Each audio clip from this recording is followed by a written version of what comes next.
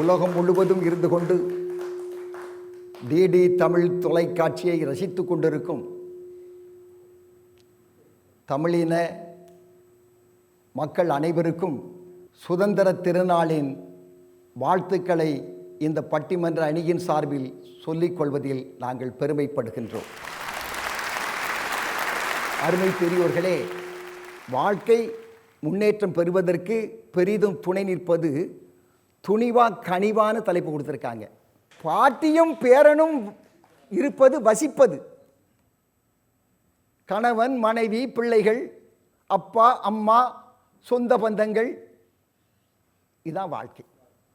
வசிப்பது என்பது வேறு, வாழ்வது என்பது வேறு. இங்க வாழ்க்கையை தான் கொடுத்துருக்கிறாங்க. சரி, வாழ்க்கைன்னா என்னன்னு பார்த்தோம். எவன் ஒருவன் தானும் வாழ்ந்து பிறர் ஒருவரையும் வாழ வைக்கிறானோ அவன்தான் வாழ்ந்தவன். நம்ம ஊரில் பழமொழி இருக்குல்ல, வாழ்ந்து கெட்டவன்ட்ட ஒருவாய் சோத்துக்கு போமா. அவன் வெளியில் சொல்ல மாட்டான், சாப்பாடு போட்டான். உடுத்து கெட்டவன் இருக்கான் பாருங்க, ஒரு முளை துணிக்கு போவோம்னு சொல்லுவான். அவன் துணி கொடுத்தா வெளியில் சொல்ல மாட்டான். எனவே பிறரை வாழ வைத்தவன் தான் வாழ்ந்தவன் என்று பொருள்படுவான்.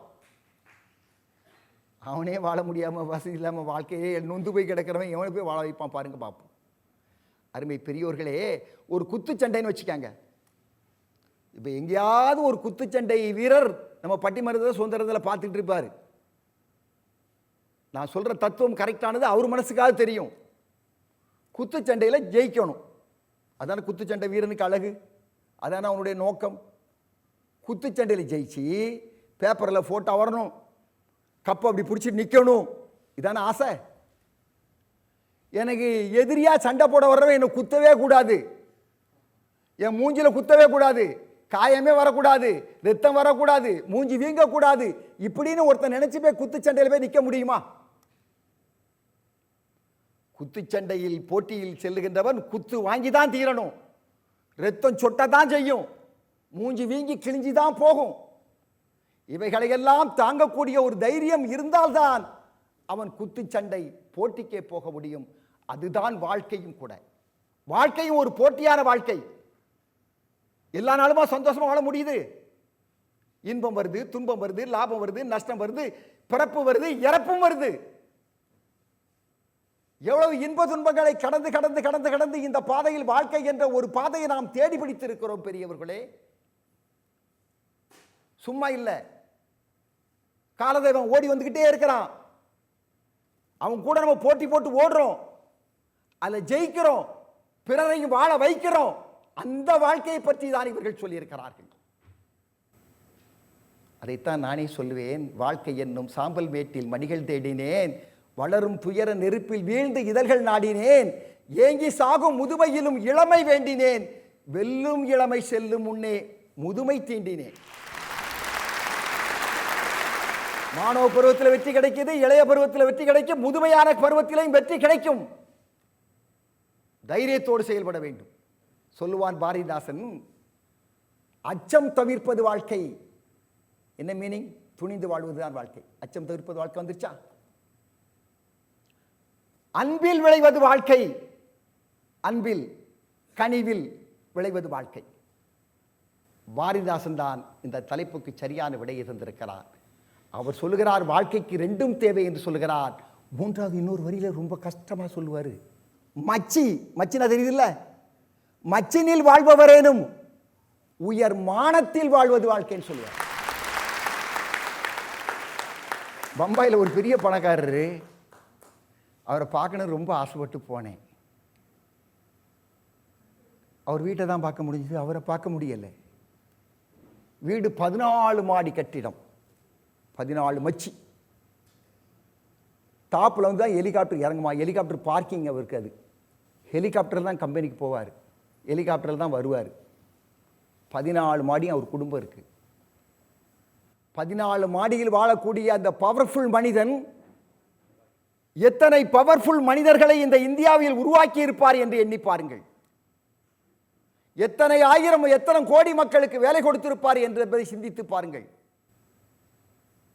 எனவே அவரை போன்றவரை எண்ணுகின்ற பொழுது இந்தியா ஒரு பணக்கார பண்புமிக்க நாடு என்பதில் எந்த ஐயப்பாடும் இல்லை. இந்த தலைப்பில் பேச வருகின்றிருப்பவர்களை, அந்த அறிஞர் பெருமக்களை உங்கள் மத்தியில் அறிமுகப்படுத்துவதில் நான் பெருமைப்படுகிறேன். முதலில் துணிவே என்ற தலைப்பில் பேச வருகிற அருமை சகோதரர் டாக்டர் பானா செந்தில் முருகன் அவர்களை அறிமுகப்படுத்துகிறேன். இவர் புதுக்கோட்டையைச் சேர்ந்தவர். அரசு கலைக்கல்லூரியில் பேராசிரியராக பணியாற்றுகிறார். அடுத்தபடியாக துணிவே உங்களெல்லாம் ஏற்கனவே அறிமுகமான அருமை தங்கை தில்லை பொன் சித்ரா அவர்களை அறிமுகப்படுத்துகிறேன்.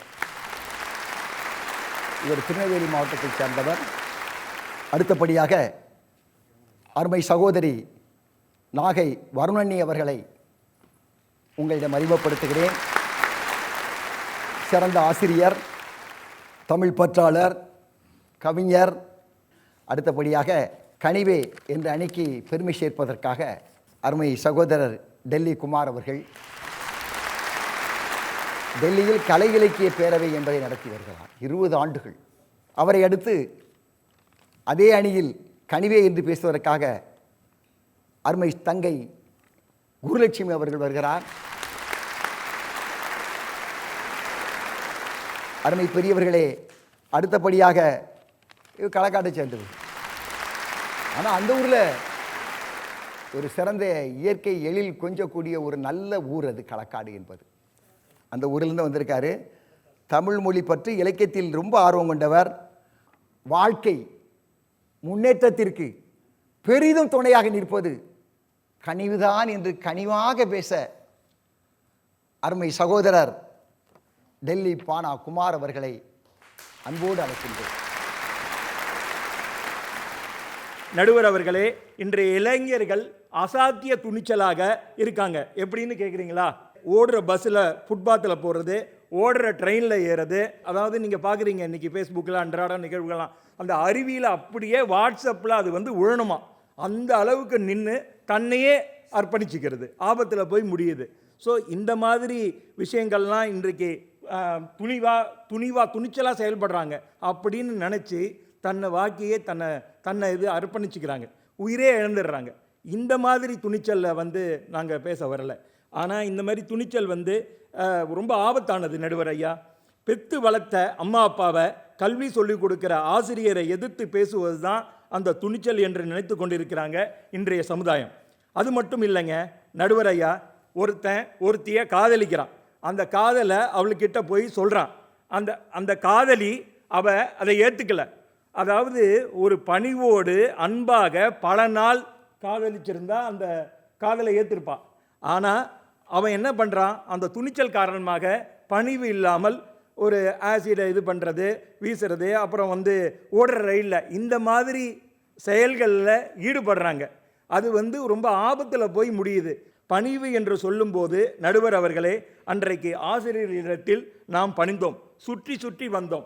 100 மார்க் எடுக்கணும், 50 மார்க் எடுக்கணுன்ற அந்த அன்னைக்கு அவங்கள நம்ம சுற்றி வந்தபோது வாத்தியாரை எப்படி கேள்வி கேட்பாங்கன்னு நம்ம அவர்கள் சுற்றி வந்தோம். ஆனால் இன்றைக்கு அது அப்படியே உள்டாவாக அது அப்படியே இதான் மாறிடுச்சு. நடுவர் அவர்களே, ஒட்டுமொத்தமாக பார்க்க வேண்டும் என்று சொன்னால் ஒரு ஆசிரியரிடத்தில் வைக்க வேண்டிய கனிவான பண்பு மாணவனை உயர்த்தும். ஒரு முதலாளியிடம் வைக்க வேண்டிய பணிவு ஒரு தொழிலாளியை உயர்த்தும். பெற்றோர்களிடத்தில் பிள்ளைகள் வைக்க வேண்டிய பணிவு அவர்களை உயர்த்தும். நடுவர் அவர்களை, நான் வேலைக்கு ஒரு விண்ணப்பம் போடுறேன். என்னிடம் உள்ள துணிவெல்லாம் ஒரு பட்டியல் போடுறேன். ஸ்போர்ட்ஸில், பட்டிமன்றத்தில், இன்னும் நிறையா நான் இதெல்லாம் பேசியிருக்கேன், இது பண்ணியிருக்கேன்னு பேச்சு போட்டியில் என்னென்ன வாங்கியிருக்கணும் எல்லாவற்றையும் போட்டுட்டு ஒரு பட்டியல் போடுறேன். இப்படிக்கு துணிச்சல் உள்ள பா குமார் என்று நான் போடுறதில்லை நடுவரையா. இப்போதைக்கு கனிவான பணி உள்ள பா குமார்னு போட்டாதான் வேலைக்கு அப்பாயின்மெண்ட் ஆர்டரே கிடைக்கும். அதை நல்லா எதிரணி தெரிஞ்சுக்கணும். அந்த பணிவு தான் வாழ்க்கையில் எல்லோருக்கும் உயர்வை தரும் என்ற காரணத்தினாலே வாழ்க்கை வெற்றி பெற்றவருக்கு மட்டுமல்லாமல் வாழ்க்கையாக வாழ்வதற்கு கூட கனிவுதான் தேவை என கூறுகிறேன். அது மட்டுமல்லாமல் ஒரு கனிவுக்கு ஒரு குட்டி கதை சொல்கிறேன் ஐயா. இந்த கதை உங்களுக்கு ரொம்ப பிடிக்கும்னு நினைக்கிறேன். உடஞ்ச கிணறும் ஒரு குவளை தண்ணீரும், இது என்னுடைய தலைப்பாக வச்சுருக்கேன். ஒரு ஊரில் 2 பிரிவு இருந்தாங்க. ரொம்ப வருஷமாக பேச்சுவார்த்தை கூட இல்லை. ஊரில் நடுவில் இந்த பொது கிணறு ஒன்று உடஞ்சி போச்சு, கோடை வந்துடுச்சு, தண்ணி இல்லை. ஒரு பிரிவு சொன்னாங்க, நாங்கள் தனியாக புது கிணறு வெட்டிக்கிறோம் அப்படின்னு சொல்லிட்டாங்க. இன்னொரு பிரிவு சொன்னாங்க, அது அரசாங்கமே செஞ்சு கொடுத்துறோம் அப்படின்னு சொல்லிட்டாங்க. அப்போ அந்த ஊர் பெரியவர் ஒருத்தர் வந்து அவர் வந்து யார் பக்கமும் கிடையாதுங்க, அவர் யார் பக்கம் கிடையாது, ரெண்டு பக்கமே கிடையாது. முதல் பிரிவு கிட்ட போய் கேட்குறாரு, ஐயா உங்கள் வீட்டில் சின்ன குழந்தைலாம் இருக்குல்ல, தண்ணி இல்லாமல் கஷ்டப்படுறாங்கல்ல அப்படின்னு கேட்குறாரு. தாத்தா உங்களுக்கு வயசாச்சு, தூரம் போய் தண்ணி எடுக்க முடியுமா அப்படின்னு கேட்குறாரு. ரெண்டு பேரோட பிரிவில் கல்லில் தண்ணி வந்துச்சுங்க. ஆனால் அடுத்த நாள் காலையில் ரெண்டு பிரிவில் இருந்தும் அந்த ஆளுங்க வந்து கிணத்து பக்கம் வந்தாங்க, கையில் கருவியெல்லாம் வச்சுக்கிட்டு சுத்தம் பண்ணாங்க. சேர்ந்து 3 நாளில் வேலையை பார்த்து கிணறுல தண்ணி வந்துடுச்சு. கடைசியாக ஒருத்தர் கேட்டார், எப்படிங்க சார் இது சாத்தியமாயிடுச்சு அப்படின்னு கேட்டார் பெரியவர்கிட்ட. பெரியவர் சொன்னார், நான் பெருசாக ஒன்றும் பண்ணலை, அவங்க கஷ்டத்தை புரிஞ்சுக்கிட்டேன், அவ்வளவுதான். அதுக்கு பேர் தாங்க கனிவு. அந்த வந்து நீதி என்னன்னா, துணிவு பிரச்சனையை தூக்கி எறியும், கனிவு பிரச்சனையை மத்தியில் இருக்கிற மனுஷங்களை ஒன்று சேர்க்கும். இறுதியாக ஒன்று சொல்லி முடித்துக் கொள்கிறேன் என்னுடைய உரையை. அன்னை தெரசா அவர்கள் கல்கத்தாவில் சென்றபோது வயதான முதியவர் வந்து ஒரு கீழே கடந்தார். அந்த ஒரு கார் வந்து நின்னுது. வெள்ளை புடவை அணிந்த அன்னை தெரசா அவர்கள் அவருடைய கருணை இல்லத்துக்கு அழைத்து சென்று அந்த கருணை இல்லத்தில் அவருக்கு முதல் உதவிகள்லாம் செய்து 2 நாளைக்கு அப்புறம் சுயநிறைவு திரும்பினோன்னு அவர் கேட்கிறார், இத்தனை நாளாக நாங்கள் அங்கே போயிருந்த போது யாருமே என்னை வந்து பார்க்கல, நீங்கள் வந்து பார்த்தா அந்த காளியே, அந்த கல்கத்தாவில் காளின்னு சொல்லுவாங்க, அந்த காளியே நீங்கள் வந்திருந்து என்னை நேரம் காப்பாற்றின மாதிரி நான் ஃபீல் பண்ணுறேன் என்று கும்பிடுகிறார். அன்பு என்பது மதம் பாராமல், இனம் பாராமல், மொழி பாராமல் மனிதர்களை மனிதர்களாக ஒருங்கிணைக்கக்கூடிய சக்தி நம்ம அன்புக்கு தான் இருக்கிறது, கனிவுக்கு தான் இருக்கிறது என்று நடுவர் அவர்களே, வாழ்க்கையில் வெற்றி பெற வேண்டும் என்றால் துணிவை விட கனிவுதான் முக்கியம் என்று கூறி உங்களிடமிருந்து விடைபெறுவது உங்கள் டெல்லி குமார். நன்றி, வணக்கம். அருமை பெரியவர்களே, நல்ல அழகான கருத்துக்களை சொன்னார்.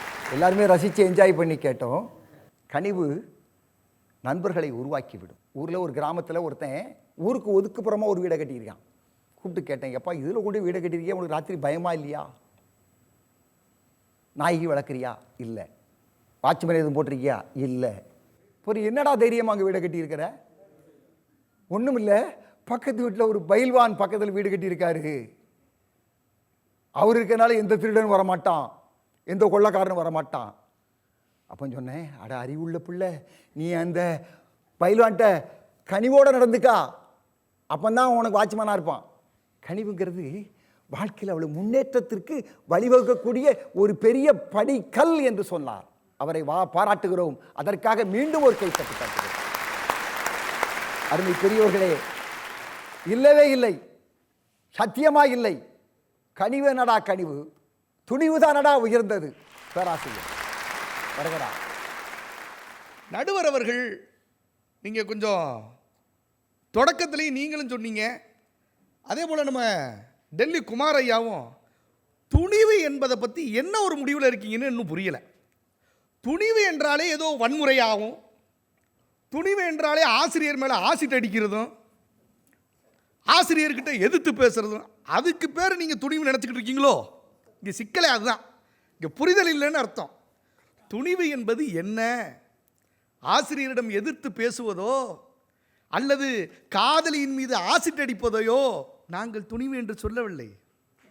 துணிவு என்பது இந்த வாழ்க்கையில் எதை நோக்கி நாம் பயணிக்க வேண்டும் என்பதற்கு நமக்கு ஒரு ஊன்றுகோலாக இருக்கக்கூடிய மாபெரும் சக்தி என்பதுதான் துணிவு. துணிவு என்பதற்கான ஒரு பொறுமையை புரிந்து கொள்ளாத நபர்களாக எதிரணி இருக்கிறார்கள் என்பதுதான் என்னுடைய மிகப்பெரிய ஆதங்கமாக இருக்கிறது. நாங்களும் சொல்கிறோங்க, கனிவு தேவைதான், இல்லைன்னா சொல்லலை. கனிவு என்பது வாழ்க்கையை நகர்த்தி செல்வதற்கு கண்டிப்பாக தேவை, இல்லைன்னா நகர்த்த முடியாதுங்க. நாங்களும் ஒத்துக்கிறோம், வாழ்க்கைக்கு நகர்த்திக்கிட்டே போகணும். ஆமாங்க ஆமாங்க ஆமாங்க ஆமாங்கன்னு அதான் சொல்லுவாங்கள்ல, மனைவி கிட்ட 2 வார்த்தை மட்டும் உங்களுக்கு தெரிஞ்சிருந்தால் போதும், மனைவியை சமாளிச்சிடலாம். ஒன்று சரி, இன்னொன்று சாரி, அவ்வளோதானுங்க. எதை சொன்னாலும் ஒன்று என்ன சொல்லிடணும், சரிம்மா சரிம்மா, இல்லைன்னா என்னம்மா சொல்லிடணும், சரண்டர் ஆயிடணும். சாரிம்மா அப்படி, இவ்வளவுதானே. இப்படி கனிவோடு நீங்கள் சென்றால், வாழ்க்கையில் எதையும் எதிர்த்து பேசாமல், எதையும் துணிச்சலோடு அணுகாமல் கனிவோடு நீங்கள் சென்றால் இந்த வாழ்க்கையை நல்ல முறையில் நகர்த்தி செல்லலாம். ஆனால் வாழ்க்கையில் வெற்றி பெற வேண்டும் என்று சொன்னால் அதற்கு துணிவு மட்டும்தான் துணையாக நிற்கும் என்பதை நான் புரிந்து கொள்வேன். எனக்கு ஒரு சந்தேகம், ஒரு மனிதனுக்கு தேவை அழகா இல்லை ஆளுமையா? ஒரு மனிதனுக்கு தேவை ஆளுமைதான் அப்படி வள்ளுவர் பெருமானார் சொல்றாரு. நான் சொல்லலைங்க, இலக்கியத்திலிருந்து நான் சான்று சொல்றேன். வள்ளுவர் பெருமானார் சொல்றாரு, பணிவுடையன் இன்சொலனாதல் ஒருவருக்கு அணியல்ல மற்று பெற அப்படின்னு சொல்றார். அதாவது பணிவோடு இருப்பது, அதாவது கனிவோடு இருப்பது, இனிய சொற்களை பேசுவது, இதெல்லாம் தான் ஒரு மனிதனுக்கு அழகு. அதை விட வேறு அழகு வேற ஒன்றும் இல்லைன்றார். அப்போ ஒரு மனிதனுக்கு எது அழகு சேர்க்கிறது என்று சொன்னால் அவன் பணிவோடு கனிவோடு இருப்பது. ஆனால் அழகு முக்கியமா ஆளுமை முக்கியமா என்று பார்க்கும் பொழுது அதே வள்ளுவர் சொல்லுகிறார், தூங்காமை, கல்வி, துணிவுடைமை இம்மூன்றும் நீங்கா நிலநாள்பவர்க்கு என்று வள்ளுவர் பெருமானார். ஒரு மனிதன் நாட்டை ஆட்சி செய்யக்கூடிய அந்த ஆளுமை மிக்கவனாக இருக்க வேண்டும் என்று சொன்னால், ஒரு வெற்றியாளனாக இருக்க வேண்டும் என்று சொன்னால் அவனுக்கு தேவை துணிவு என்பதுதான் அவசியம் என்பதை வள்ளுவர் பெருமானார் எடுக்கிறார். அப்படி என்றால் இங்கு அழகு முக்கியமா ஆளுமை முக்கியமா என்று வள்ளுவர் ஒரு தராசு தட்டில் வைத்து துணிவுதான் ஒரு மனிதனுக்கு தேவை என்பதை நம்முடைய ஆண்டாண்டு காலத்திற்கு முன்பாகவே நமக்கு போதித்த ஒரு சமூகம் நம்முடைய தமிழ் சமூகம் என்பதை நாம் மறந்துவிடக்கூடாது இல்லையா? பாரதி சொல்றாங்க, எண்ணிய முடிதல் வேண்டும். அப்படிதான் நடுவர்களே, எண்ணிய முடிதல் வேண்டும். அடுத்த வரி என்ன சொல்றாரு? நல்லவே எண்ணல் வேண்டும். அது முக்கியம் இல்லைங்க, அதுக்கு அடுத்த வரி தானே முக்கியம். திண்ணிய நெஞ்சம் வேண்டும். இதெல்லாம் செய்யணும், நினைச்சதை முடிக்கணுங்க. எண்ணிய முடிதல் வேண்டும். நினைக்கிறதெல்லாம் நல்லதாகவே இருக்கட்டும், சரியா? நல்லவே எண்ணல் வேண்டும். அதெல்லாம் சரிப்படுத்துறதுக்கு செயல்படுத்துறதுக்கு என்ன தெரியுமா வேணும்? திண்ணிய நெஞ்சம் வேண்டும். திண்ணிய என்பது அங்கே என்ன? உறுதியான நெஞ்சம் வேண்டும். அந்த துணிவு இருந்தால் மட்டும்தான் நீ எண்ணியது நல்லதாக இருந்தாலும் அதை செயல்படுத்த முடியும் என்பதை நம்முடைய பாரதி இந்த தமிழ் சமூகத்திற்கு மட்டுமல்ல உலகளாவிய இனத்திற்கே எடுத்து சொன்னவன் அல்லவா? இந்த சுதந்திர திருநாளில் நாம் இன்று சுதந்திர காற்றை சுவாசித்துக் கொண்டிருக்கிறோம் என்று சொன்னால் அதற்கு சுதந்திர போராட்டங்கள் காரணம் இல்லையா? எத்தனை உயிர்களை பலி கொடுத்து இன்று நாம் இந்த சுதந்திர காற்றை சுவாசித்துக் கொண்டிருக்கிறோம். இந்த சுதந்திர போராட்டத்திற்கு அகிம்சையைத்தான் காந்தி முன்னெடுத்தார். அது கனிவுன்னு கூட அவங்க பேசிவிடுவாங்க. ஆனால் தெரிஞ்சுக்கங்க நடுவர் அவர்களே, எல்லாருக்கும் சொல்றேன், கனிவான ஒரு போராட்டத்தையும் எடுத்து நடத்துவதற்கான துணிவு காந்தி மகானுக்கு இருந்ததனால் தான் இந்த நாடு இன்று சுதந்திர நாடாக செயல்பட்டுக் கொண்டிருக்கிறது. நாமும் இன்று சுதந்திர காற்றை சுவாசித்துக் கொண்டிருக்கிறோம். இந்த நாட்டில் தொடக்க காலத்தில் ஆதி மனிதன் நாகரிகம் அடைவதற்கு தேவையாக இருந்த கண்டுபிடிப்பு நெருப்பு தொடங்கி மார்கோனி கண்டுபிடித்த வானொலியாக இருக்கட்டும், விமானம் கண்டுபிடித்த ரைட் சகோதரர்களாக இருக்கட்டும், தொலைபேசியை கண்டறிந்த அலெக்சாண்டர் கிரஹாம்பலாக இருக்கட்டும், இப்படி அத்தனை கண்டுபிடிப்புகளுக்கும் மிக மிக முக்கியமான காரணம் அவர்கள் இன்று வெற்றியாளர்களாக, இன்று வரலாற்றில் பதியப்பட்ட ஒரு நபர்களாக பேசப்படுகிறார்கள் என்றால் அவர்கள் துணிச்சலோடு எடுத்த நடவடிக்கைகள் தான், மேற்கொண்ட செயல்பாடுகள் தான் காரணம். உங்களுடைய அலுவலகத்தில் உங்களோடு சகமாக பணியாற்றுபவர்களோடு கனிவோடு நடந்து கொள்பவர்கள் தான். இந்த மனித இனத்தில் பெரும்பாலான மக்களுக்கு இயல்பாகவே இருக்கக்கூடிய குணாதிசயங்களில் ஒன்று கனிவுதான். யாருக்கு இல்லாமல் கிடையாதுங்க. ஆனால் உங்களிடமும் கனிவு இருந்திருக்கிறது. ஆனால் நீங்கள் ஏன் உலகளாவிய அளவில் தெரியவில்லை? ஏன் அப்துல் கலாம் அவர்கள் இந்த உலகளாவிய அளவில் தெரிய காரணமானார்?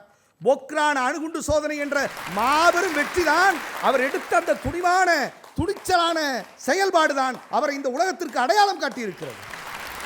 வாழ்க்கையில் வெற்றி பெறுவதற்கு பெரிதும் துணை நிற்பது துணிவா கனிவா என்றால் அது துணிவுதான் என்பதை உறக்கச் சொல்லி விடைபெறுகிறேன். நன்றி, வணக்கம்.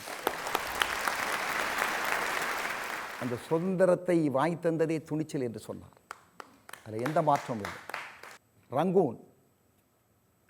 ரங்கூன்ல ஒரு கல்லறை, அந்த கல்லறையை தேடி ஒரு பெரிய துணிச்சல் உள்ள ஒரு சுதந்திர போராட்ட வீரன் போறார். ரங்கூன் ஃபுல்லாக தேடுறார், இங்கே ஒரு கல்லறை இருக்கு, அதை நான் கண்டுபிடிக்கணும் அப்படின்னு சொல்லி.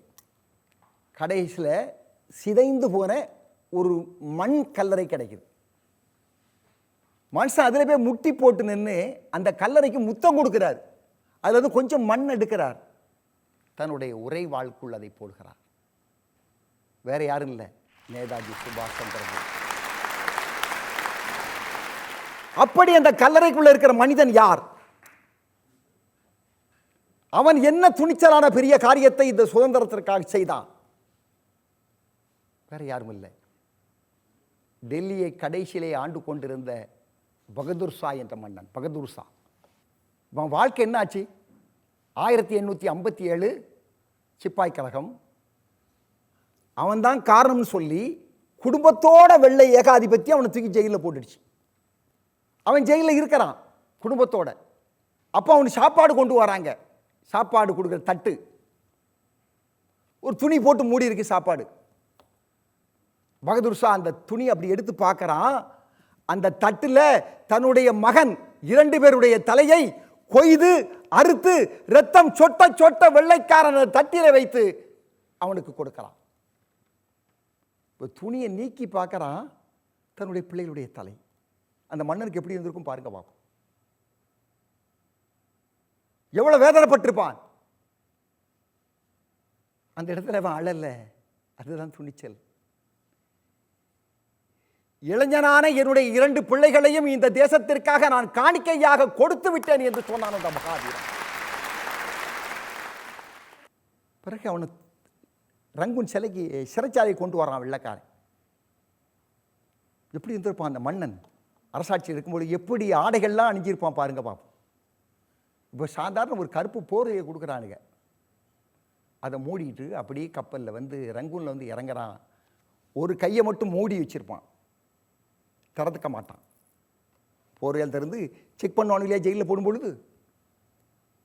அவன் வெள்ளைக்காரன் இந்த விரலை அடித்து அந்த விரலை பார்ப்பான், அப்படி பிரித்து பார்ப்பான், உள்ள மணல் இருக்கும். இந்தியாவுடைய மணலை தன் கையில் எடுத்துக்கொண்டு போர்வையால் மூடிக்கொண்டு ரங்கூன் போனவன். அங்க பாருங்க, கனிவும் ஜெயிக்குது. அங்க வெள்ளைக்கார ஒரு அதிகாரிகிட்ட ரொம்ப கனிவாக பேசுவான். நான் இந்த சிறையில் இருக்கிறேன், நான் விடுதலையாகி இந்தியாவுக்கு போவேனா என்று எனக்கு தெரியாது. இங்கே இருந்தாலும் இறந்து விடுவேன். என்னை இங்கே புதைத்தால் என் கல்லறையில் இந்த மண்ணை தூவ வேண்டும் என்று கேட்பான். கெஞ்சி கெஞ்சி கேட்பான், கனிவாக கேட்பான். வெள்ளைக்காரன் ஒத்துக்கிடுவான் அதுக்கு. அப்படி இறந்தவனுடைய கல்லறை தான் அந்த கல்லறை. அந்த கல்லறையிலிருந்து தான் சுபாஷ் சந்திரபோஸ் அவர்கள் மணலை எடுத்து தன் உரையில் போட்டார். துணிவுலன்னா ஒண்ணுமே செய்ய முடியாது. துணிவுதான் வீரர்களை உருவாக்குகிறது, துணிவுதான் விஞ்ஞானியை உருவாக்குகிறது, துணிவுதான் அரசியல் தியாகிகளையும் உருவாக்குகிறது என்பதை தெளிவாக சொன்னார். அருமை பெரியோர்களே, அடுத்தபடியாக கனிவே என்று சொல்வதற்காக அருமை சகோதரி நெல்லைப்பா குருலட்சுமி அவர்களை அன்போடு உங்கள் சார்பாக அழைக்கிறேன். கனிவு எவ்வளவு முக்கியம் அப்படி என்று நான் சொல்வதை விட என்னுடைய எதிரணியினருக்கு கனிவு என்றால் என்ன என்று நான் சொல்லணும்னு நினைக்கிறேன். ஏன்னா பேராசிரியர் அவர்கள் சொன்னார், என்னுடைய அணித்தலைவருக்கு துணிவு என்றால் என்ன என்றே தெரியல அப்படின்னு. அதே போல தான் கனிவு என்பது சரிங்கய்யா, சரிங்கய்யா, நீங்கள் சொன்னால் சரியாக தான் இருக்கும். அப்படி சொல்வது பெயர் கனிவு அல்ல. அதற்கு எங்கள் ஊரில் பேர் ஜால்ரான்னு சொல்லுவாங்க. அதற்கு பெயர் கனிவு அல்ல. கனிவு என்பது அன்பின் ஆதாரம். ஒரு அன்பை வெளிப்படுத்துவது தான் கனிவு என்பது. அந்த கனிவு தமிழருக்கே உரிய குணமானது. அதனால தான் அந்நிய நாட்டவர் கூட நம்மளை இன்றளவும் வியந்து பார்க்கிறார்கள் என்றால் அதற்கு அந்த கனிவு தான் காரணம். பேராசிரியர் அவர்கள் சொன்னார், மகாத்மா காந்தியை உடனே சொல்லிடுவாங்க கனிவுக்கு ஆதாரம். அவர் துணிச்சலோடு போராட்டம் கூடிய அகிம்சை வழியில் போராடியதால் தான் அது வெற்றிகரமாக ஆனதுன்னு சொன்னார்.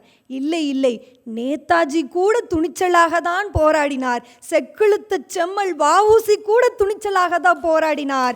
ஆனால் அவர்களை காட்டிலும் ஏன் மகாத்மா காந்தியை நம் நாட்டின் தந்தையாக சொல்கிறோம் என்றால் அவரிடம் இருந்த அந்த கனிவுதான் காரணம்.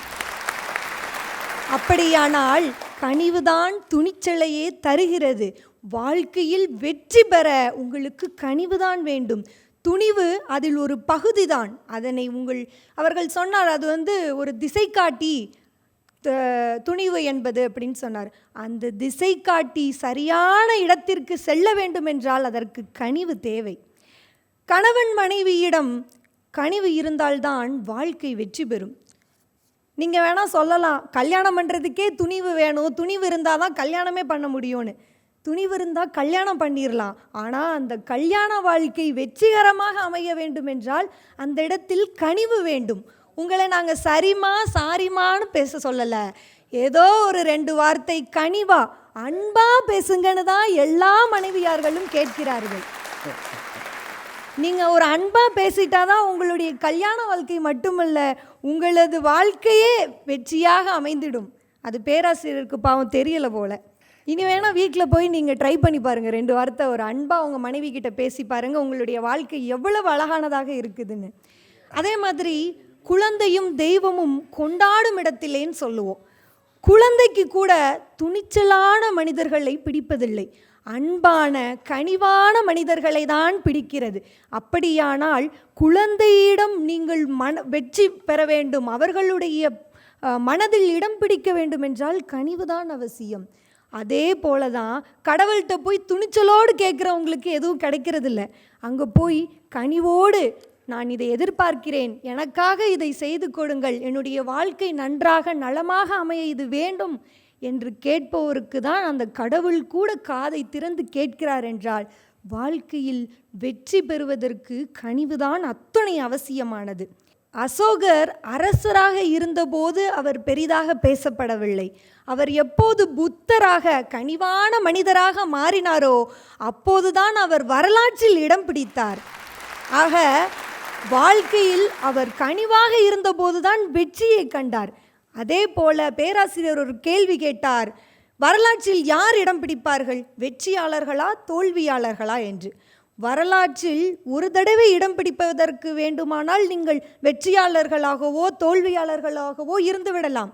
ஆனால் என்றென்றும் வரலாற்றில் இடம் பிடிக்க வேண்டும் என்றால் உங்களுடைய வாழ்க்கை மற்றவர்களுக்கு வெற்றி தரக்கூடியதாக அமையும் போது மட்டும்தான் அது பெரிதளவில் பேசப்படும், நினைவில் நிற்கப்படும். அப்துல் கலாம் அவர்களினுடைய கனிவான குணத்தை பற்றி பேசினார். அவர் சொன்னார், துணிவான அவருடைய அந்த செயல்தான் அந்த அப்துல் கலாம் அவர்களை பெரிதாக பேசப்பட வைத்தது என்று. அது அல்ல அங்கு உண்மை. எதற்காக தெரியுமா? அப்துல் கலாமை இன்றும் மேலை நாடுகள் முதல் அந்நிய நாடுகள் அனைவரும் கொண்டாடுகிறார்கள் என்றால் நம்மளுடைய அப்துல் கலாம் ஐயா அவர்கள் அந்த அணு ஆயுதத்தை உருவாக்கிவிட்டு இதை நான் அழிவிற்காக உருவாக்கவில்லை, என் நாட்டிற்கான ஒரு பாதுகாப்பிற்காக தான் உருவாக்கினேன்னு சொன்னார் அல்லவா? அந்த கனிவான குணத்திற்காகத்தான் அப்துல் கலாம் வெற்றியாளர்களாக இன்றும் நின்று கொண்டிருக்கிறார். இவர்களுடைய வாழ்க்கையை வைத்து இன்னும் பல பேர் வெற்றிப்படிகளை கட்டி கொண்டிருக்கிறார்கள். அந்த கனிவான குணத்தால் மட்டும்தான் வாழ்க்கையில் வெற்றி பெற வேண்டும், வெற்றி பெற முடியும் என்று என்னுடைய உரையை முடித்துக் கொள்கிறேன். நன்றி, வணக்கம். அருமை பெரியோர்களே, அருமை சகோதரி குருலட்சுமி நல்ல கருத்துக்களை சொன்னார். அசோகனுடைய வரலாறு.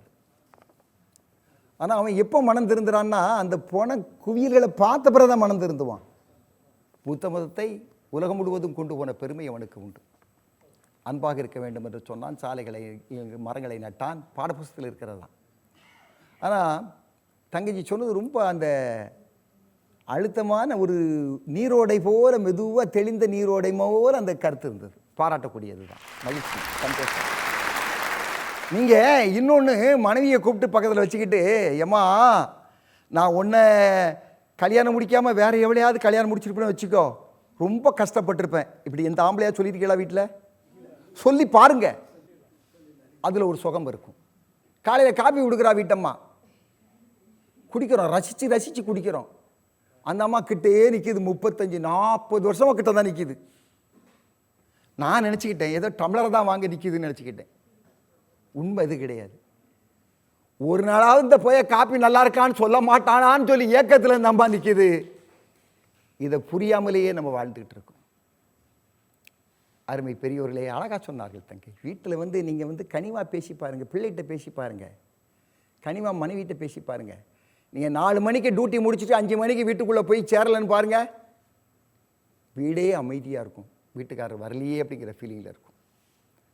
சில வீட்டுக்கு அப்பா நேரத்தோடு வந்தால் பிள்ளைகள் சந்தோஷப்படும், சில வீட்டுக்கு அப்பா நேரத்தோடு வந்தால் பிள்ளைகள் வருத்தப்படும். இல்லற வாழ்க்கையில் கூட கனிவுதான் உயர்வாக நிற்கிறது என்பதை அருமை சகோதரி தங்கை மிக அழகாக நிறைகுடம் போல நமக்கு சொல்லி தந்தார்.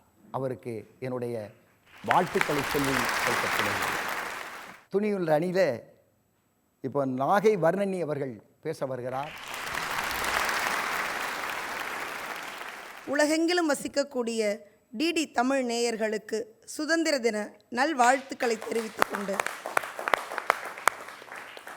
வாழ்க்கையில் ஜெயிக்கிறதுக்கு தேவை கனிவா துணிவா. என்னுடைய சகோதரி கனிவா பேசினா கம்பி கட்டுற கதையெல்லாம் ஏற்றுக்குவாங்கன்னு ரொம்ப அழகாக பேசிட்டு போயிருக்காங்க. ஒரே ஒரு விஷயம், நம்ம எல்லாரும் எத்தனை போராட்டங்களில் கலந்துக்கிட்டு இருக்கோம் அப்படின்னு யோசித்து பார்த்தா, நாம் ஒன்றும் பெரிய போராட்டத்திலலாம் கலந்துக்கலையே, நம்மளாம் இப்போ பிறந்தவங்க தானே அப்படின்னு நம்ம நினைப்போம்.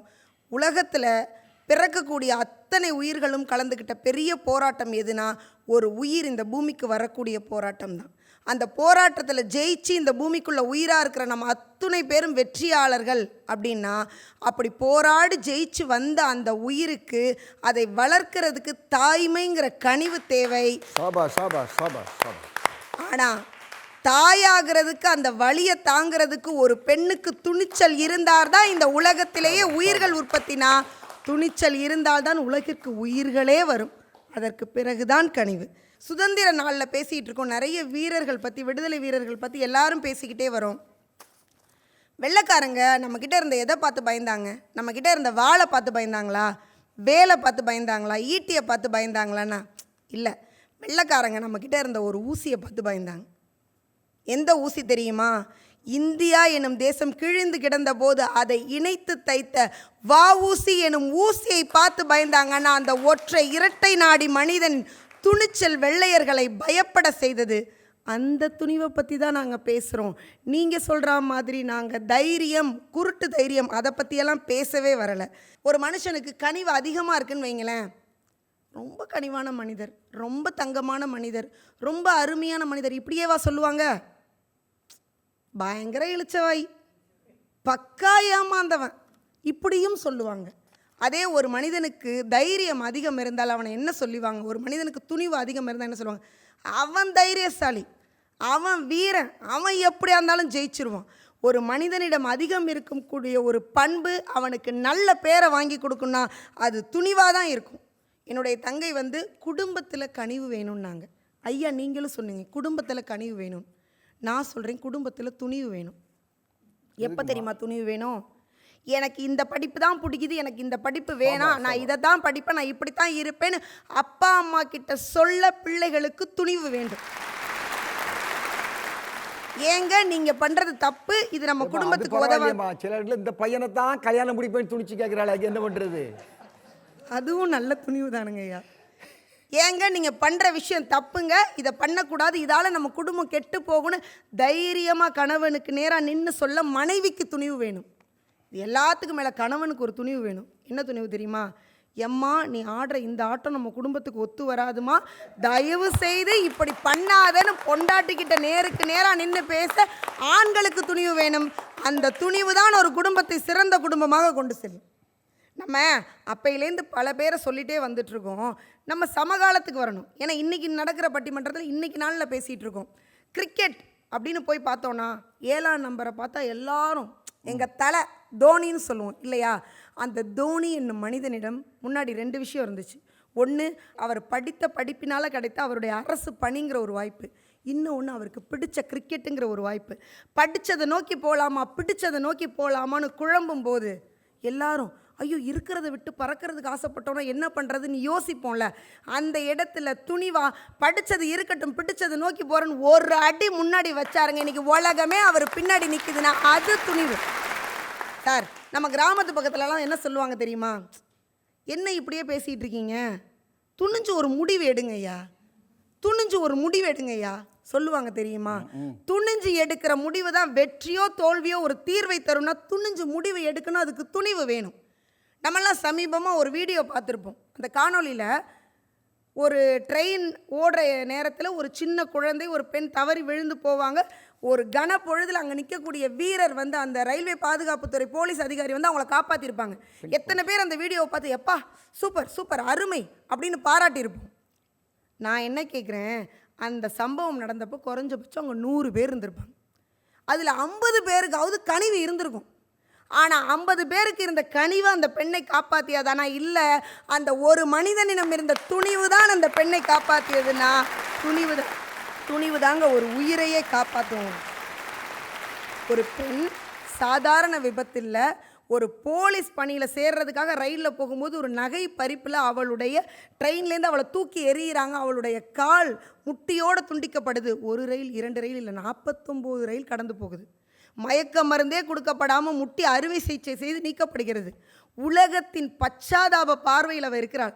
வாழ்க்கையாக முடிஞ்சு போச்சு. இனிமேல் அவள் என்ன பண்ணுவா? விளையாட்டு வீராங்கனை போலீஸ் ஆக முடியுமா? ஐயோ பாவம்னு அத்தனை பேரும் கனிவோடு அவளை பார்க்குறாங்க. ஆனால் அவளுக்கு அந்த கனிவு தேவைப்படலை. அவளுக்கு என்ன தேவைப்பட்டுச்சு தெரியுமா? என்னை எல்லாரும் கீழே குனிஞ்சு பார்க்குறீங்கல்ல, இந்த இடத்துல உங்கள் எல்லாருக்கும் மேலே உயரத்தில் நான் ஏறி காமிக்கிறேங்கிற துணிவு தேவைப்பட்டது. அருணிமா சென்கா என மாற்றுத்திறனாளி எவரெஸ்ட் சிகரத்தை ஏறி கடந்தாங்கன்னா அந்த துணிவே உங்களை வெற்றியின் உச்சத்தில் கொண்டு போய் நிறுத்தும். ஒருபோதும் கனிவு உங்களை நிறுத்தாது. உங்களிடம் இருக்கக்கூடிய கனிவு என்பது வைரக்கல், ஒத்துக்கொள்கிறோம். எங்களது துணிவு என்னும் கிரீடத்தை அணிந்த பிறகுதான் அந்த வைரக்கல்லுக்கு கூட மதிப்பு. எனவே துணிவே துணை என கூறி நல்ல வாய்ப்புக்கு நன்றி கூறி இடம் வருகிறேன். நன்றி, வணக்கம். நல்ல கருத்துக்கள்லாம் சொன்னாங்க. வெற்றி பெற வரைக்கும் துணிச்சலாக இருக்க வேண்டியதுதான். வெற்றி பெற்ற பிறகு கனிவோடு தான் மனிதன் நடக்க வேண்டும். அதான் பெரிய மனுஷனுக்கு அழகு. பெரிய மனுஷனா உள்ளத்தால் உயர்ந்தவன், அந்த பண்புல உயர்ந்திருக்கணும், பழக்க வழக்கத்தில் உயர்ந்திருக்கணும். இப்போ சொன்னாங்க, இந்த பழக்க வழக்கத்தில் உயர்ந்திருக்கக்கூடிய ஒரு மனிதன் நம்மோடு பேசுகிறார், இல்லை நாம் அவரோட தான் பேசுகிறோம், அதுதான் நியாயமும் கூட. அவர் நம்மகிட்ட வந்து பேசணும் அவசியம் இல்லை. அவரோடு நம்ம பேசுவது நமக்கு ஒரு உயர்வு தான். அது ஒரு பெரிய பாடம் தான். நல்ல கருத்துக்களை சொல்லியிருக்கிறார்கள். அடுத்தபடியாக வள்ளி சேர்மலிங்கம் அவர்கள் வருகிறார். டிடி தமிழ் தொலைக்காட்சியின் வாயிலாக உலகெங்கும் பார்த்து கொண்டிருக்கின்ற அத்தனை ரசிகர் பெருமக்களுக்கும் இனிய சுதந்திர தின நல்வாழ்த்துக்களையும் உங்களுக்கு எனது வாழ்த்துக்களையும் நன்றியும் தெரிவித்துக் கொள்கிறேன். ஐயா, மிக அழகான தலைப்பு, ரொம்ப அழகாக பேசுனாங்க. எங்கள் அணியிலையும் சரி எதிரணியிலையும் சரி, நான் மறுக்கவே இல்லை. ஆனால் எதிரணியில் பேராசிரியர் பார்த்தீங்களா, அதனால் பொதுவாகவே எங்கள் ஊர் பக்கம் ஒன்று சொல்லுவாங்க, காக்கா உட்கார பனைமரம் விழுந்துச்சுன்னு. பனைமரம் ஏற்கனவே பழுத்து போய் தான் இருந்திருக்கும், அது விழக்கூடிய நேரம், அதில் போய் காக்கா விழுந்தோன்னு காக்காவுக்கு பார்த்தே எம்புட்டு வலுமை இருக்குது, அது உட்காந்து ஒரு பழமுளத்தையே சாய்ச்சிட்டு போகிற அப்படிம்பாங்க. அந்த மாதிரி பாரதியார் சொன்ன ஒரு விஷயத்தை சொன்னாங்க, எண்ணிய முடிதல் வேண்டும், நல்லவை எண்ணுதல் வேண்டும், திண்ணிய நெஞ்சம் வேண்டும். அதுக்கு அடுத்த வரி ஏன் சொல்லலை, தெளிந்த நல்ல அறிவு வேணும். அங்கே தான் ஏன் விஷயமே இருக்குது. இன்றைக்கி நாட்டில் நிறைய பேர் நிறைய பிரச்சனைகளை நிறைய சிரமங்களை நம்ம சந்திக்கிற எதுக்கு தெரியுமா? சரியான முறையான தேர்வை நம்மளால் எடுக்க முடியல. காரணம் என்னென்னா, மனசுக்குள்ள அம்புட்டு வன்மை இருக்குது. அது எல்லாம் போகணும்னா கனிவு வேணும். இந்த கனிவு இருக்குது பார்த்தீங்களா, கனிவு இது சும்மா ஒரு சொல்லு கிடையாது. சும்மா லேசாக அந்த ஒத்த வார்த்தை பணிவு அப்படின்னு சொல்லிட்டு போக முடியாது. எல்லா உணர்ச்சிகளினுடைய மொத்த கூடுகை தான் கனிவு. அன்பு, பாசம், இரக்கம், கருணை அம்புட்டுக்கும் மொத்தமாக சேர்த்து ஒரு வடிவம் கொடுப்போம் பார்த்தீங்களா, அந்த வடிவத்துக்கு பேர் தான் கனிவு. நம்ம அவியல் மாதிரி, அவியல் எங்கள் ஊரில் சொன்னோம்னா அவியல் மாதிரி. அவியல் இல்லாத கல்யாணம் ஒரு காலமும் நிறைவே ஆகாது. அந்த மாதிரி எந்த விஷயமா இருந்தாலும் சரி, கனிவுங்கிறது அதில் ஒன்று இல்லைன்னு வச்சுக்கோங்களேன், அதனுடைய தன்மையே மாறிடுங்க. தோழர் சொல்லியிருந்தாங்க, அதாவது துணிச்சல் இல்லாத வெற்றியே கிடையாது, எல்லா வெற்றியிலையும் துணிச்சல் இருக்குன்னு. அது உண்மைக்குமே அப்படி கிடையாது. துணிச்சல்ங்கிற வார்த்தையே அடிப்படையான கனிவு இருந்தால் தான் அதுக்கு பேர் துணிச்சல், இல்லாட்டா அதுக்கு பேர் ஆக்ரோஷம். அப்படிதானே? துணிச்சல்ங்கிற வார்த்தை அதுக்குள்ளே இருந்தால் மட்டும்தான் அதுக்கு பேர் துணிச்சல், இல்லாட்டா அதுக்கு பேர் ஆக்ரோஷம்னு சொல்லுவாங்க. ஐயா, இன்றைக்கி நம்ம வீடு கட்டுறோம், எத்தனை மாடி வீடுகள் வேணாலும் கட்டலாம், ஆனால் அஸ்திவாரம் ரொம்ப ஸ்ட்ராங்காக இருக்கும். ஆனால் அந்த அஸ்திவாரம் யார் கண்ணுக்கும் தெரியாது. அதே மாதிரி தான் எந்த மனுஷன் வாழ்க்கையில் ரொம்ப பெரிய இடத்துக்கு போய்கிட்டே இருந்தாலும் சரி, அது வேற ஒன்றும் கிடையாது, அவனுக்குள்ள உள்ள கனிவு தாங்க. என்னன்னா துணிச்சல் உங்களை வெற்றி பாதையை கொண்டு போகும், திறமை உங்களை அதை செயல்படுத்த வைக்கும். வெற்றியை தக்க வச்சு நீங்கள் வெற்றியாளராகவே இருக்கணும்னா அதற்கு கனிவு மட்டும்தான் முடியும், கனிவால் மட்டும்தான் அது சாத்தியக்கூறு. துணிச்சல் வெற்றியை கொடுக்கலாம், உங்களுக்கு துணிச்சல் அதிகாரத்தை கொடுக்கலாம், உங்களுக்கு துணிச்சல் பதவியை கொடுக்கலாம். ஆனால் இன்றைக்கி நம்ம நிறைய பேர் நினச்சிட்ருக்கோம் வெறும் அதிகாரம், பதவி, பணம் இதுதான் வாழ்க்கையில் வெற்றின்னு. அது உண்மையிலுமே அது வெற்றியே கிடையாது. உடையாள்னு ஒரு பெண்மணி, அந்த பெண்மணி என்னென்னா அவங்கக்கிட்ட கேட்குறாங்க வேலுநாச்சியார் எங்கே போகிறாங்க அப்படிங்கிறத கேட்குறாங்க. அந்த பெண் சொல்கிறா, இல்லை அவள் சொல்ல மாட்டேக்கா, வெள்ளைக்காரங்க கிட்ட சொல்ல மாட்டேக்கா, இந்த அம்மா இங்கே தான் போகிறாங்க, இங்கே தான் இது பண்ணுறாங்கன்னு சொல்ல மாட்டேக்கா. அவள் என்ன பண்ணுறான்னா தன்னுடைய நாக்கை கையை வச்சு இழுத்துட்றா. அது மிகப்பெரிய துணிச்சல் தான். அந்த துணிச்சல் பெரிய துணிச்சல், அது யாருக்கும் வராது. ஆனால் அந்த துணிச்சலில் அந்த வெள்ளைக்காரன் அந்த அம்மா கொண்டிருக்கலாம் தெரியுமா, அந்த வெள்ளைக்காரனையே கொண்டிருக்கலாம் தெரியுமா. ஆனால் அதை செய்யலை, ஏன் தெரியுமா, பிறர் உயிரை வதைக்கிறது நம்ம கடமை கிடையாது. அந்த வெள்ளைக்காரன் கேட்ட கேள்விக்கு என்னால் பதில் சொல்ல முடியாது, என்னுடைய ராணியை நான் காப்பாற்றணும் அப்படின்னு சொன்னான். ஒருவேளை அன்று அவள் வெள்ளைக்காரனை கொண்டிருந்தானா அவள் வெறும் சுதந்திர போராட்ட தியாகியாக மட்டும் இருந்திருப்பாள். ஆனால் இன்றைக்கி அவள் அப்படி கிடையாது, அவள் மனசுக்குள்ளே ஒரு கருணைன்னு ஒரு விஷயம் இருந்திருக்கு பார்த்தீங்களா. அதனால தான் இன்றைக்கி அவளை நம்ம வெட்டுடை காளின்னு வச்சு சாமியாக கும்பிடுறோம். இயல்பான விஷயங்க, எல்லார் மனசுக்குள்ளேயும் இருக்கிறவருடைய இயல்பான சின்ன சின்ன விஷயந்தான். அதுதான் பெரிய பெரிய பூகம்பமாக வடிக்கும். நீங்கள் சொல்கிறீங்களா அன்பு சகலத்தையும் செய்யும், அன்பால் முடியாதது எதுவுமே இந்த உலகத்தில் கிடையாது. அந்த அன்பு தான் வாழ்க்கையில் மிகப்பெரிய ஒரு மாற்றத்தை முடிக்கும். அதனால் வாழ்க்கையில் வெற்றி பெறதற்கு மிகப்பெரிய ஒரு துணையாக இருக்கிறது பணிவு. அந்த பணிவினுடைய ஆகச்சிறந்த ஒரு சொல்லாடலே கனிவு கனிவு என்று கூறி நல்லதொரு வாய்ப்பை தந்த அத்தனை பேருக்கும் நன்றி பாராட்டி விடைபெறுகிறேன். நன்றி, வணக்கம். அறிவுக்குரியவர்களே, இறுதியாக அருமை சகோதரி தில்லை பொன் சித்ரா அவர்களை அன்போடு உங்கள் சார்பாக அழைக்கிறேன். உலகெங்கும் அமர்ந்து இந்த நிகழ்ச்சியை காணக்கூடிய டிடி தமிழ் தொலைக்காட்சியின் ரசிக பெருமக்கள் அனைவருக்கும் இனிய சுதந்திர திருநாள் நல்வாழ்த்துக்களை தெரிவித்துக் கொண்டு, வாழ்க்கையில் வெற்றி பெற பெரிதும் தேவை துணிவே என்னும் தலைப்பில் என்னுடைய உரையை தொடங்குகிறேன். ஐயா, வாழ்க்கைனா முதல்ல என்ன? பிறப்புக்கும் இறப்புக்கும் இடையே உள்ள ஒரு அற்புதமான பயணம். தொடக்கமும் இன்றி முடிவும் தெரியாமல் ஒவ்வொரு நாளும் புதிய புதிய அனுபவங்களை கற்றுத்தரக்கூடிய ஒரு அற்புதமான பயணம். இதில் இன்பமும் இருக்கும், துன்பமும் இருக்கும். அப்படி பார்க்க போனால் வாழ்க்கை ஒரு போராட்டம். அந்த போராட்டத்தை எதிர்கொள்ள வேண்டுவது துணிவு. அதனால்தான் வாழ்க்கையில் வெற்றி பெற பெரிதும் தேவை துணிவு என்று பேச வந்துள்ளோம். ஐயா, இன்று சுதந்திர தினம். சுதந்திர தினத்தன்று நம்முடைய சுதந்திரத்திற்காக பாடுபட்ட விடுதலை போராட்ட வீரர்களை நினைவு கூறுவது இயல்பு. அந்த வகையிலே அச்சமில்லை அச்சமில்லை அச்சமென்பதில்லையே, உச்சி மீது வானிடிந்து வீழுகின்ற போதிலும் அச்சமில்லை அச்சமில்லை அச்சமென்பதில்லையே என்று பாடினானே முறுக்கு மீசை முண்டாசு கவிஞன் பாரதியின் உள்ளத்தில் இருந்த துணிவு. கடல்வழி மார்க்கமாக வாணிபத்தின் மூலமாக இந்தியாவை அடிமை கொண்ட வெள்ளையர்களை விரட்ட வாணிபத்தை கையில் எடுத்து சுதேசி நீராவி கப்பல் மூலம் SS லாவோ SS காலியோ என்ற 2 கப்பல்களை இயக்கிய வ.உ. சிதம்பரனாரின் உள்ளத்தில் இருந்த அந்த துணிவு, தன்னுயிர் ஈந்தும் கொடியினை காக்க வேண்டும் என்ற திருப்பூர் குமரனின் உள்ளத்தில் இருந்த அந்த துணிவு, துணிந்தவனுக்கு தூக்கு மேடை பாஞ்சுமத்தை என்பதை உலகுக்கு உணர்த்திய வீரபாண்டிய கட்டபொம்மனின் உள்ளத்தில் இருந்த அந்த துணிவு. ஐயா, இவை எல்லாவற்றிற்கும் மேலாக ஆங்கிலேயர்களை இந்தியாவை விட்டு அலறவிட வேண்டும் என்பதற்காக இந்திய தேசிய இராணுவம் அமைத்த நேதாஜி சுபாஷ் சந்திர போஸின் உள்ளத்தில் இருந்த அந்த துணிவு. நம்முடைய தேசத்தந்தை மகாத்மா காந்தி அகிம்சையை ஆயுதமாக கொண்டு இந்தியாவிற்கு விடுதலை வாங்கி தந்தார், மறுக்கவில்லை. எத்தனை போராட்டங்கள் நடத்தி அத்தனை போராட்டத்திலும் தோற்றாலும் மீண்டும் மீண்டும் நம்முடைய தாய்நாடு விடுதலை பெற வேண்டும் என்பதற்காக மீண்டும் மீண்டும் முயற்சித்தாரே, அந்த மனதில் இருந்த அந்த துணிவு.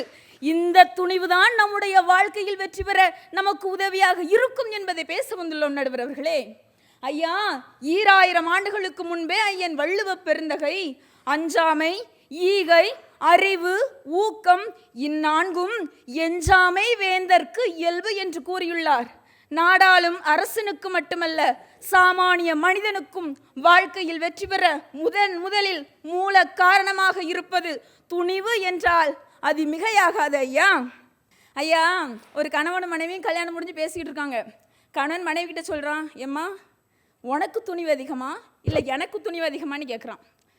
உடனே அந்த அம்மா சொல்லுது, உங்களுக்கு தாங்க அப்படின்னு சொல்லுது. அப்படியாம்மா, நீயே ஒத்துக்கிட்டால ரொம்ப சந்தோஷம், நீ தான் பள்ளிக்குட்டியை பார்த்தாலும் என்னங்க வாங்க நீ கத்துவியம்மா அப்படின்னு சொல்கிறான். உடனே அதுக்கு அந்த அம்மா கொஞ்ச நேரம் அமைதியாக இருந்துட்டு சொல்லுது, ஏங்க என்னை பொண்ணு பார்க்க வரும்போது 10 பேரோடு வந்தீங்க, பட்டுக்கட்டு வரும்போது 50 பேரோடு வந்தீங்க, தாலிக்கட்டு என்னை கூட்டிகிட்டு வரும்போது 500 பேரோடு வந்தீங்க, ஆனால் நான் உங்கள் வீட்டுக்கு ஒத்தால வந்திருக்கேன். அப்போ யாருக்கு துணிவதிகம்னு நீங்களே தெரிஞ்சுங்கன்னு சொன்னாங்கன்னா நம்முடைய வாழ்க்கையில் வெற்றி பெற துணிவு தாங்க அவசியம். ஐயா, இன்னைக்கு பெண்கள் குடும்பத்தை மட்டும்தான் நடத்துறதுக்கு தகுதியானவங்கிற நிலை மாறி வீட்டை விட்டு வெளியே வந்து ஓட்டுநராக, மருத்துவராக, மாவட்ட ஆட்சி தலைவராக, முதல்வராக, முதலமைச்சராக, பிரதம மந்திரியாக, குடியரசுத் தலைவராக, ஏன் இன்னைக்கு விண்வெளி வீரர்களாக சாதனை படைச்சுக்கிட்டு வர்றாங்கன்னா அவங்க மனசுல இருக்கக்கூடிய அந்த துணிவு தான் காரணம் என்பதை யாராலும் மறுக்க முடியாது ஐயா. ஐயா, இன்னைக்கு நான் ஒரு ஆசிரியர், இன்னைக்கு கிளாஸ் எடுக்க போகிறேன். ஒரு 60, 50, 55 பசங்க இருக்கிறாங்கன்னு வைங்க. எல்லாரும் என்னை விட ஹைட்டு, வெயிட்டு. அவன் முன்னாடி போய் கிளாஸ் எடுக்கணும், என் மனசில் எவ்வளோ தைரியம் இருக்கணும். ஐயா, நாங்கள் கனிவோடு தான் இருக்கிறோம், ஆனால் தேவைப்படும் இடத்தில் கண்டிப்போடு இருந்தால் மட்டுமே இன்னைக்கு நாங்கள் கிளாஸுக்குள்ளே போயிட்டு வெளியே வர முடியும் சார். ஐயா, இதைத்தான் பாரதிதாசன் அவர்கள் அழகாக சொல்லியிருப்பாரு, நெஞ்சில் துணிவிருந்தால் நேரிடும் துன்பமெல்லாம் பஞ்சு பறப்பது போல் பறந்து போகும்டான்னு சொல்வார். நம்ம நெஞ்சில் துணிவிருந்தா போதும், யாருக்காலையும் பிடிச்சு கெஞ்ச வேண்டாம் சார். நம்மளுடைய வாழ்க்கையை பார்த்து நம்மளே அழகாக முன்னேறி போகலாங்க ஐயா. உலகமே அஞ்சு நடுங்கிய ஒரு மாவீரன் அலெக்சாண்டர். அப்பேற்பட்ட அலெக்சாண்டருக்கு அடிபணியாத ஒருத்தன் இருந்தான், அவன்தான் போரஸ் என்ற புருஷோத்தமன். ஜீலம் நதிக்கரையில் ஒரு பக்கம் அலெக்சாண்டரின் படைகள், ஒரு பக்கம் போரஸ் மன்னனோட படைகள். அலெக்சாண்டர் என்ன பண்ணார் பாருங்க, அவரோட குதிரை படைகளை அந்த ஆற்றுல இறக்கி விடுறாரு, போடா அந்த பக்கம் போய் போரஸ் மன்னனை கைது செஞ்சுட்டு வாணி. ஜீலம் நதியோட ஆற்றின் வேகம் அலெக்சாண்டரின் குதிரைப்படை வீரர்களையே அலற வைத்து வெள்ளத்தோடு வெள்ளமாக அடித்து சென்றது. அலெக்சாண்டர் விட்டுற மாதிரி இல்லை, என்ன பண்ணுறான்னு பார்த்துருவோன்னு ஒரு கைக்கு அவரும் பார்த்துக்கிட்டே இருக்காரு. அப்படியே கொஞ்ச நாள் போகுது. அலெக்சாண்டர் என்ன பண்ணார் பாருங்க, அந்த ஜீலம் நதிக்கரை ஓரமாக அப்படியே கொஞ்சம் தூரம் நடந்து போகிறாரு.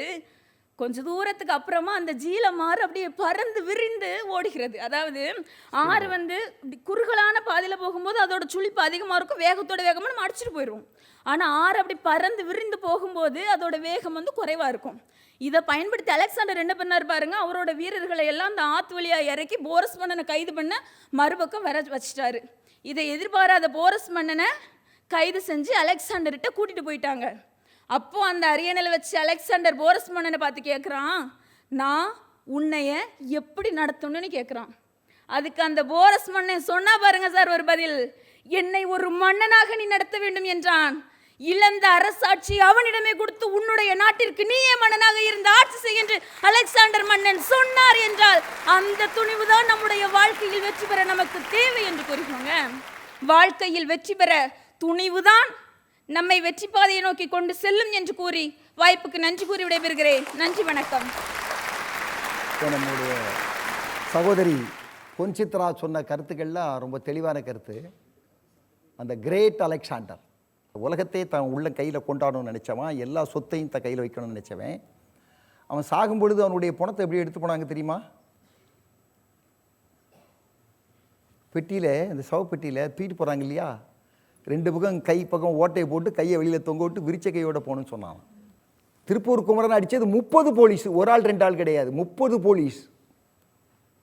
இடது காது இருக்குல்ல, மேலே ஒரு மண்டை தட்டி பாருங்க, டொங்கு டொங்குன்னு கேட்கும். அந்த மண்டையினுடைய எலும்பு 4 இன்ச்சு வெளியில் வந்துட்டு எவ்வளோ ரத்தம் கொட்டும் பாருங்க. அப்பவும் பிடித்த கொடி கீழே விழக்கூடாது என்பதற்காக வந்தே மாதரம் வந்தே மாதரம் என்று உரத்த குரலில் பேசியவன் அவன். எனவே கனிவு என்பது சுற்றி இருப்பவரிடம் இருந்து நாம் உயர வேண்டும். இப்போ இந்த கனிவும் துணிவும் இந்த ரெண்டையுமே பிரிக்க முடியாது. காக்காவுக்கு வீட்டில் பொங்கத்துக்கு வச்சிருந்த அரிசியை தூக்கி போட்டவன் பாரதி. எவ்வளோ பெரிய கனிவு! நாட்கணக்காய் பசிப்பினி வாட்டிட நயந்து ஒரு வீட்டின் வாசலிலே நன்னி நிற்கிறான் ஒரு பிச்சைக்காரன். கை கால்களெல்லாம் நடுக்குற்று சோர்கின்றன. கண்கள்லாம் உள்ளே போயிடுச்சு. கண்ணீரை சொரியுது. வயிறு உள்ளே போயிடுச்சு. நடக்க முடியலை. பசியில் மூளையும் வேலை செய்யலை. இதான் இந்த பிச்சைக்காரனுடைய தோற்றம். இவன் எங்கேயாவது சாப்பாடு கிடைக்காதா, இதை எச்சி இலை கூட கிடைக்காதான்னு தேடிட்டு அலைவான். அப்போ ஒரு பெரிய பங்களா வீடு தெரியுது. இவன் தட்டதுக்கே பயந்து போய் அப்படி லேசாக தட்டுறான். ஒரு அம்மா வராங்க. இந்த கையில் 10 வளையல் தங்கம், இந்த கையில் 10 வளையல் தங்கம், ஒரு பெரிய ஒத்தருவா சைஸுக்கு ஒரு பெரிய குங்கும பொட்டு, ஒரு கிலோ அளவில் ஒரு முறுக்கு தாலி செயின், கையில் ஒரு செம்பு, ஏதோ மாட்டு தொட்டியில் அப்படி மாட்டுக்கு ஏதாவது கலக்கிட்டு இருந்திருப்பாங்கன்னு நினைக்கிறேன். அந்த செம்புவோட வராங்க. கதவை திறக்கிறாங்க. இவனு இந்த நகையெல்லாம் பார்த்தோன்னு சந்தோஷம். ஆகா, கொடை வெள்ளலாம் இருப்பவள நகை போட்டிருக்கா, நமக்கு ஏதாவது தருவாங்க. கடைசியில் இவன் அம்மா அப்படிமா, என்னன்னு கேட்பான். பசிக்குதுமா அப்படிமா. இல்லை போ அப்படிம்பான். அம்மா ஏதாவது கொஞ்சம் சோறு இருந்தால் தாங்களம்மான்பான். இல்லை என்றேன் இன்னும் நிற்கிறாயே என்று உரிமை இடது கை செம்பின் தண்ணீரை தாவி அவன் மீது ஊற்றுகிறாள். அவன் அப்பவும் அசையலை. தண்ணியை தான் தூக்கி எரிஞ்சிருக்கா. திரும்பவும் போகலை. கோவப்படுறா. செம்பை தூக்கியோ மேலே எரிஞ்சிருவான். அப்படி கீழே விழுந்துருவான். இவா கதவை அடைச்சிட்டு அப்படி போயிடுவான். உள்ள சொல்கிறான், கீழே விழுறான், எந்திக்கிறான், எந்திரிச்சு போயிடுறான். இந்த செய்தி பாரதிக்கு தெரிகிறது. அடுத்த பாட்டு எழுதும்பொழுது எழுதுவான், தனி ஒரு மனிதனுக்கு உணவு இல்லை என்று சொன்னால் இந்த ஜகத்தினை அழிப்போம் என்று சொல்லுவான். இந்திய அரசாங்கம் ஒரு முடிவெடுத்தது. இந்திய எல்லைக்குள் எவனும் பசி கொடுமையால் சாகக்கூடாது என சொல்லி உணவு பாதுகாப்பு சட்டத்தை உருவாக்கினார்கள் ஆட்சியாளர்கள். இதுவும் பாரதி நமக்கு கொடுத்த ஆணைதான். அதில் ஏற்பட்ட கனிவுதான். வெற்றி என்று சொன்னால், மனிதனுக்கு தேவை என்று சொன்னால், மனித குலத்தை வாழ வைப்பது எது என்று சொன்னால் கனிவே கனிவே கனிவே என்று அழுத்தமாக நான் இந்த தீர்ப்பை சொல்லி விடைபெறுகிறேன். நன்றி, வணக்கம்.